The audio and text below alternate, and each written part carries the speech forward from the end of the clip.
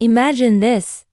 You're hiking on a beautiful mountain, surrounded by towering pines and the crisp, clean air of the wilderness. The sun is warm on your skin, and the only sound is the crunch of your boots on the trail. It's a perfect day. Then, you smell it. A faint, acrid scent on the breeze. Smoke. You look up, and your heart plummets. A plume of dark gray smoke is rising from the ridge just a few miles away. The perfect day has just turned into a fight for survival. Hello everyone, and welcome back to the channel. Today, we're diving into a scenario that is every hiker's and camper's worst nightmare: being caught in a wildfire. It's a terrifying thought, but knowing what to do can be the difference between a scary story and a tragic headline. We're going to break down the critical steps to take, from the very first sign of danger to making it out safely. This isn't just about theory. These are practical life-saving strategies. So, let's get started on our virtual escape from the burning mountain. The very first thing to do, the second you suspect a wildfire, is to stop, get your bearings, and assess the situation. Panic is your worst enemy. It clouds judgment and wastes precious energy. Take a deep breath. Pull out your map and compass, or your GPS device if you have one. You need to know 3 things immediately: where you are, where the fire is, and which way the wind is blowing. The wind is the most critical factor. A wildfire can travel as fast as 15 miles per hour in forests, pushed by the wind. That's faster than you can run over rough terrain. Look at the smoke. Is it light and wispy or dark and thick? A dark, churning column of smoke means the fire is intense and burning a lot of fuel. Watch how the smoke column is leaning. That's the direction the wind is pushing the fire. Your escape route should be perpendicular to the wind's direction, not directly away from the fire, as that could lead you into its path as it spreads sideways. And never, ever try to outrun a fire by going uphill. Fire moves much faster uphill because the heat preheats the fuel above it.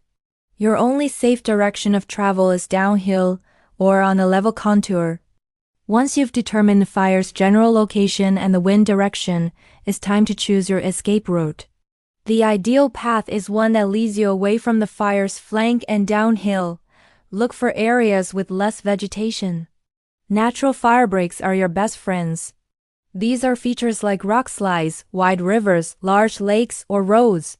Even a recently burned area can be a safe zone, as there's no fuel left for the fire to consume. Avoid narrow canyons or draws. These act like chimneys, funneling smoke, heat, and flames, creating an incredibly dangerous and unsurvivable environment. They can become death traps in minutes. As you start moving, your pace should be deliberate and steady. Don't run unless you are in immediate, visible danger. You need to conserve energy for what could be a long journey. As you move, keep your senses on high alert. Constantly check the wind direction. It can shift without warning. Keep an eye on the smoke. If it's getting thicker and lower, the fire is getting closer. Listen for the roar of the fire, which sounds like a freight train, or for the crackling of burning trees. These are all signs that the danger is escalating. If you have a cell phone and get even a flicker of service, call emergency services immediately. Dial 911 or your local emergency number. Give them your precise location using coordinates from your GPS if you can, or describe your location using landmarks from your map. Tell them your name, the number of people in your group, and your intended escape route. Don't assume someone else has already called. The more information dispatchers have, the better they can coordinate a response and potentially warn other people in the area. Even if the call drops, they will have your last known location.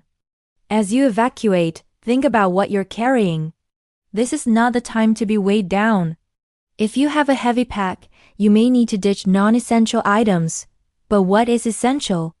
You must keep water. Dehydration will incapacitate you long before the fire reaches you. Keep your navigation tools: map, compass, GPS. Keep a first aid kit, a multi-tool, and a headlamp. A wool blanket or a specialized fire shelter, if you have one, is absolutely critical. Ditch the heavy cooking gear, extra clothes, and a tent. Your priority is to move quickly and efficiently. Let's talk about clothing and breathing. The smoke is not just smoke. It's a toxic mix of carbon monoxide and fine particulate matter that can quickly overwhelm you. If you have a bandana or any piece of cotton cloth, wet it and tie it over your nose and mouth. This can help filter out some of the larger particles and make breathing a little easier. Keep it moist for as long as you can. Synthetic fabrics like nylon and polyester can melt to your skin when exposed to high heat. If you're wearing them, be extremely cautious. Natural fibers like wool and cotton are better, as they are less likely to melt. Now for the worst-case scenario, the fire is moving too fast, and you realize you cannot escape it. Your last resort is to find a safety zone and shelter in place. This is an area with minimal fuel. Look for a large clearing, a rocky outcrop, or the middle of a wide stream or lake. If you have to take refuge in a body of water, make sure you can stand, as you may need to stay there for a long time. Don't fully submerge yourself, as the water can become dangerously hot. Try to find a spot where you can keep your head above water to breathe while staying low. If you're on land and have no water, find the largest clearing you can. Dig a shallow pit and lie down in it. This gets you below the worst of the radiant heat, which travels in a straight line. If you have a fire shelter, a specialized tent made of reflective material, now is the time to deploy it. This is your last line of defense. It's designed to reflect radiant heat and trap a pocket of breathable air. It will get incredibly hot inside, and it will be terrifying, but it has saved many lives. Lie face down, with your feet pointed towards the approaching fire. Stay calm, and do not leave the shelter until you're absolutely certain the fire front has passed. Once the main fire front has passed over, the danger isn't gone. The ground will be extremely hot, and there will be smoldering stumps or snags, which are dead trees that can burn from the inside and fall without warning. Hot spots can flare up again at any moment. Move carefully and slowly. Your goal is still to get to a major road or a populated area. Your tracks will be visible in the ash, which can help rescuers find you. If you're exhausted or injured, find a safe, open spot and wait for help. Make yourself as visible as possible. Escaping a wildfire is one of the most intense survival situations imaginable. It requires a clear head, knowledge of fire behavior, and the will to survive. The best way to survive a wildfire is to avoid getting caught in one in the first place.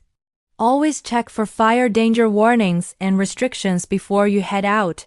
Heed the advice of park rangers and local authorities. If the risk is high, postpone your trip. No hike is worth your life. Thank you so much for watching today. I hope these strategies have given you a clearer picture of how to handle such a dire situation. Preparation and knowledge are your most powerful tools. If you found this information valuable, please hit that like button and subscribe to the channel for more content on staying safe in the great outdoors. Stay safe, be prepared, and I'll see you in the next video.